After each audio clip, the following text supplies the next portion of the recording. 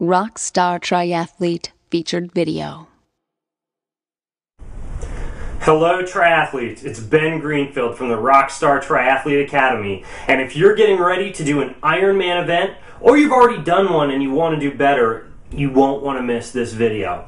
Basically what you're going to learn in this video is how to take all those bags that get thrown at you during Ironman registration and actually put all the right things into them. Now if you've done Ironman before then you already know this, and if not, you're about to know, but you'll get a swim dry gear bag, a swim to bike transition bag, a bike special needs bag, a bike to run transition bag, and a run special needs bag, all in your registration packet. And before the race, you have to figure out what goes into each of those bags. So today, I'm going to teach you. We're going to start off with your morning swim gear bag. So, I don't actually have an official plastic bag here. I'm just using some random grocery shopping bags and triathlon bags that I had from around my house.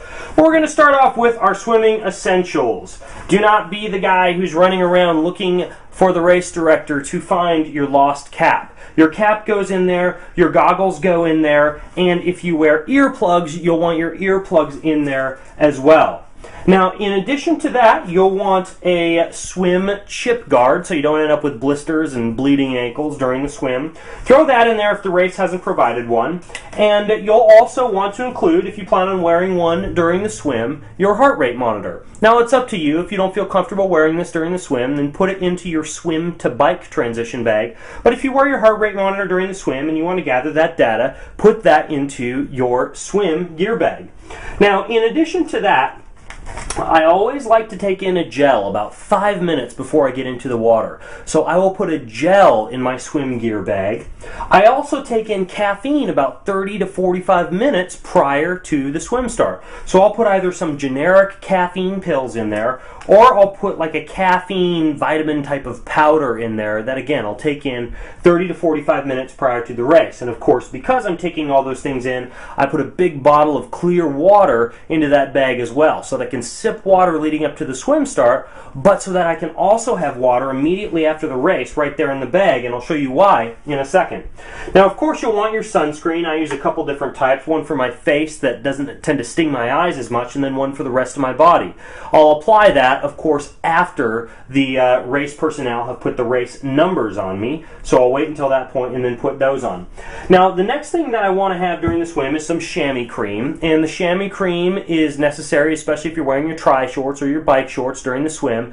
You'll want to put this into the chamois and put it into any places that tend to get friction, underneath your armpits, for example, the back of your neck, and in your crotch area. Now, you can also use something like Body Glide or Vaseline for some of the wetsuit areas, but I recommend a high-quality chamois cream that you put on right before the swim and you have in your swim gear bag.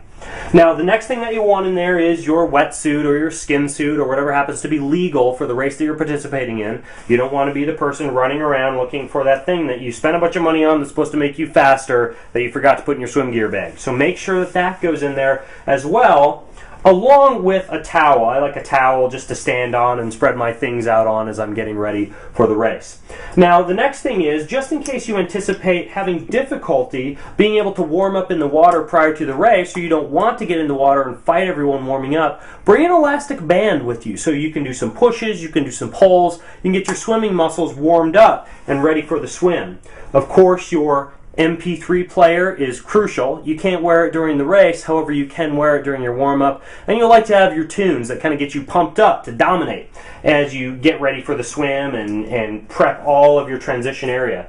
Now, the last couple of things I include in that swim bag are post-race needs, because I'll get that swim bag right after the race. I'll put some protein. This is something called recoveries, the recovery capsules. I put some of those in there that I can take after the race. I also put some topical electrolytes, some topical magnesium in there that I can put on my arms and my legs to minimize soreness after the race, and I'll have all that accessible in my swim gear bag so I can grab it after the race. So you want to plan ahead for a little TLC after the race.